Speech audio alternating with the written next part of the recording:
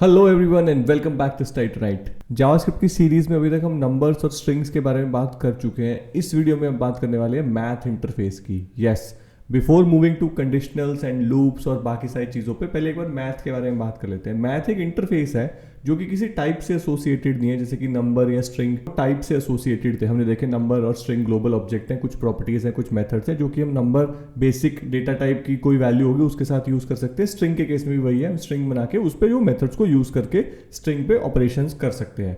Math क्या है? एक जनरल एक इंटरफेस है जिसके साथ मेथड्स और प्रॉपर्टीज एसोसिएटेड है और उस इंटरफेस के नाम के साथ ही उनको आप यूज कर सकते हो। इसके लिए जनरली जो एक टर्म होती है वो होती है स्टैटिक। अभी आप कंफ्यूज मत हो, बट इसमें जो भी प्रॉपर्टीज और फंक्शंस हैं वो स्टैटिकली डिफाइंड है। तो आपको करना क्या है, सिंपल मैथ इंटरफेस के नाम के साथ उनको कॉल कर देना है, कुछ नहीं करना। मैथ डॉट और कोई भी प्रॉपर्टी मैथ की यूज करनी है या फंक्शन यूज करना है जो भी उसके अंदर डिफाइंड है उसको हम डायरेक्टली यूज कर सकते हैं। तो चलो देखते हैं कि एक्चुअली में काम कैसे करता है। तो अगर मेरे को सिंपल एक कंसोल लॉग लगाता हूँ और इसके अंदर मैथ लिखते हैं, ऐसे मैथ लिख दोगे कैपिटल एम के साथ, डॉट लगाया। अब जैसे ही डॉट लगाया ये सारी जो है ब्लू ब्रिक वाली जो है ये प्रॉपर्टीज हैं सारी, और उसके बाद जितने भी हैं वो सारे मेथड्स हैं मैथ इंटरफेस के। ओके, अब जैसे हम पाई की वैल्यू देखते हैं, यहाँ पे पाई है, इसको मैं सेव करूंगा। आप यहाँ पे देखोगे पाई की वैल्यू प्रिंट होगी, ये पहले से सेव्ड है इसमें। और क्या प्रॉपर्टीज है इसमें? ई जो है, I think E stands for Julian number, Euler's number. Okay, तो ये हो गया। फिर हमारे पास और भी हैं, ln base 10, ln base 2, log 10e, log 2e, square root of 1/2 equivalent to 0.5, square root of 2। ये सब है, ये पहले से डिफाइंड है प्रॉपर्टीज। ठीक है, इसी तरीके से मेथड्स भी डिफाइंड है। एबीएस है एब्सोल्यूट वैल्यू निकालने के लिए। कुछ एक अच्छे इंपॉर्टेंट वंस हैं जो कि जैसे सील है, ये इंपॉर्टेंट है।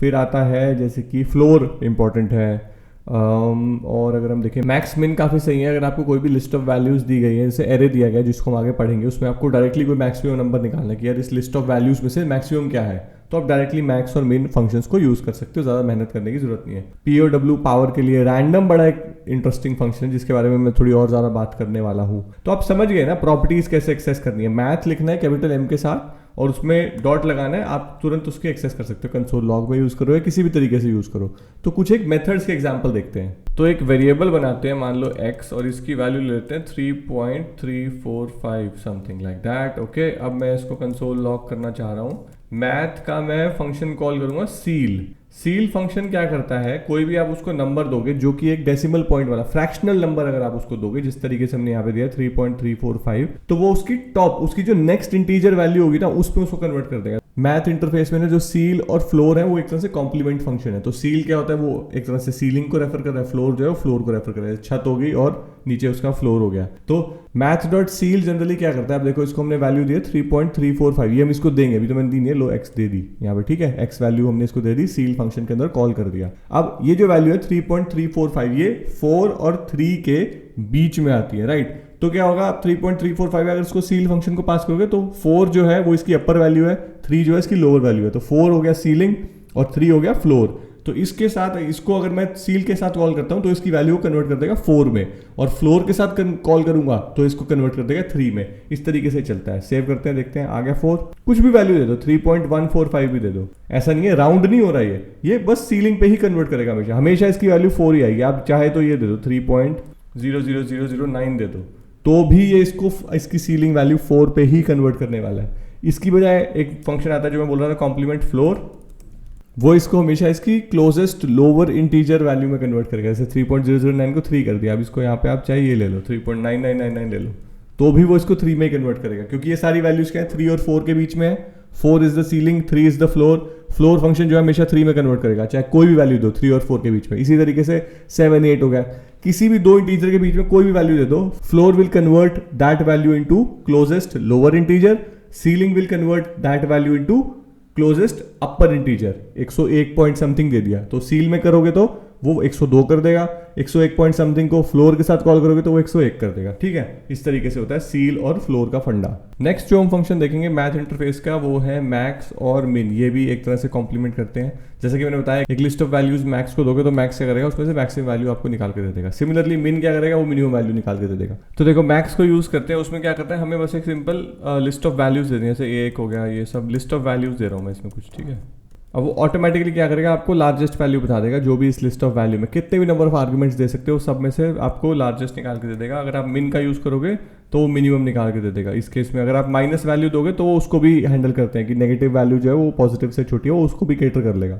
तो मिन और मैक्स का ये यूज़ है, काफ़ी अच्छा यूज़ है कि लिस्ट ऑफ वैल्यूज़ में से आपको तुरंत मिनिमम निकालना है, तुरंत मैक्सिमम निकालना है बिना कोई ऑपरेशन करे, तो आप मैथ डॉट मिन या मैक्स का यूज़ कर सकते हो। नेक्स्ट बात करते हैं math dot POW power function की। इसका सिंटेक्स देखते हैं POW, और इसमें क्या कर सकते हैं हम, नंबर ये नंबर होते क्या है ये थोड़ा देखते हैं हम भी। जो पहला है वो नंबर है, x जो है तो base value of the expression, और जो y है वो एक्सपोनेंट वैल्यू। ठीक है, समझ गए। तो अगर मान लो 2⁻³ करना है तो आप इसको वैल्यू दे दो 2 और 3, ये हो जाएगा 2⁻³ 8। ठीक है, 3⁻³ करना है तो इस तरीके से हो जाएगा 27, 4⁻³ करना है तो इस तरह से हो जाएगा 64। तो इस तरीके से आप पावर फंक्शन को यूज कर सकते हो किसी भी एक्सप्रेशन में पावर अगर आपको कैलकुलेट करनी है तो।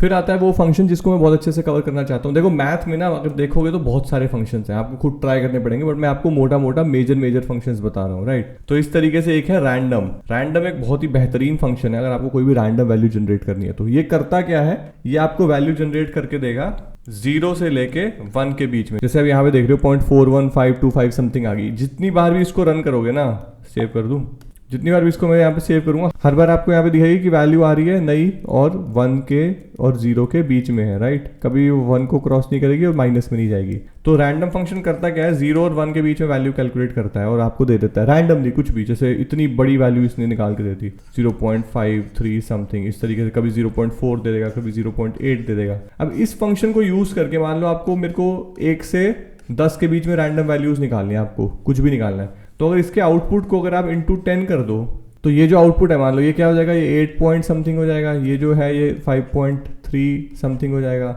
अगर ये मान लो 0.41 था तो ये 4.1 समथिंग हो जाएगा, राइट। इस तरीके से हो जाएंगे।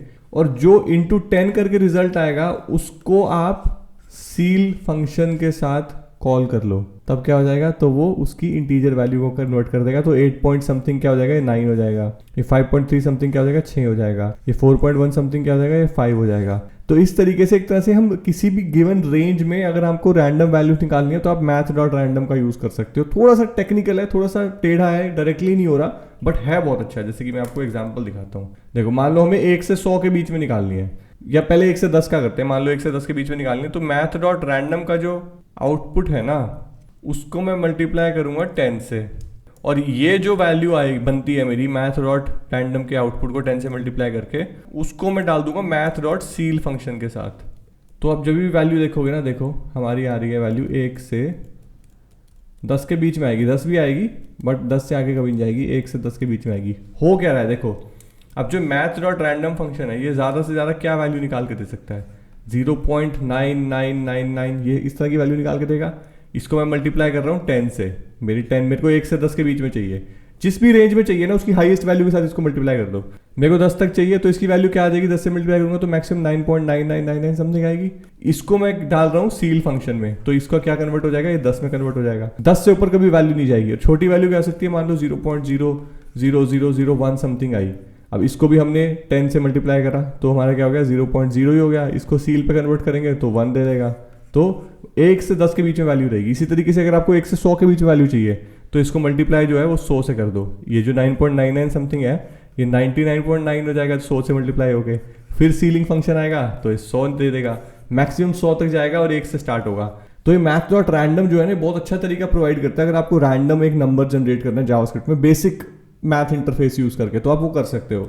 So this is very interesting. Okay, इसके अलावा और क्या, राउंड फंक्शन है एक, उस पर आप किसी वैल्यू को राउंड ऑफ कर सकते हो। मैथ डॉट राउंड में क्या होगा, इसमें सील और फ्लोर वाला फंडा नहीं होगा, इसमें जो भी क्लोजेस्ट इंटीजर वैल्यू होगी वो इसको रिटर्न कर देगा। तो 3.999 के क्लोजेस्ट क्या है 4, तो इसने 4 बना दिया इसको। अगर मैं इस वैल्यू को मान लो 3.1999 कर दूं तो ये इसको 3 के बना देगा, क्योंकि ये अब 3 इंटीजर के क्लोज है ना कि 4 के क्लोज है। तो राउंड फंक्शन भी है। इस तरीके से और भी बहुत सारे मेथड्स हैं मैथ इंटरफेस के अंदर, तो ये आपको चेक करने चाहिए। इस वीडियो को यहीं पे खत्म करते हैं। इस वीडियो का पर्पस ये था कि आपको एक इंट्रोडक्शन दूं मैथ इंटरफेस से, जिससे कि बहुत सारी चीजें हो सकती हैं, जैसा कि आपने देखा भी। रैंडम नंबर जनरेशन एक तरह से बेस्ट पार्ट है इस इंटरफेस का, तो वो आपको पक्का पता ही होना चाहिए। उसके बेसिस पे ना बहुत सारी छोटी छोटी प्रॉब्लम्स आप बहुत आसानी से सॉल्व कर सकते हो। तो अगर ये वीडियो पसंद आई हो तो प्लीज इसको लाइक करना, अपने दोस्तों के साथ शेयर करना। अगर कोई भी कंफ्यूजन है तो कॉमेंट सेक्शन में कॉमेंट करो, डिस्कस करते हैं। सॉरी थोड़ा वीडियो लेट हो गया, बट आगे आगे और वीडियोस इस हफ्ते में बहुत सारी आने वाली हैं, तो स्टे ट्यून्ड, सब्सक्राइब करो, बेल आइकन को प्रेस करो, and thank you so much for watching the video. See you in the next video.